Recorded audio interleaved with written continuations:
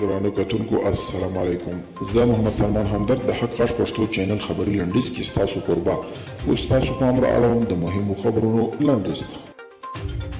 د افغانستان لپاره د روسیې ځانګړي استازی امیر کابل وایي پر افغان ځواکونو د طالبانو بریدونه زور اخیستی، خو دا ډله جګړه نه بلکې سیاسي حل لارې ته چمتو ده. کابل ویلي چې کېدای شي طالبان په راتلونکي کې ښارونه ونیسي، خو په وینا یې دغه ډله د ښارونو د ساتلو توان نه لري.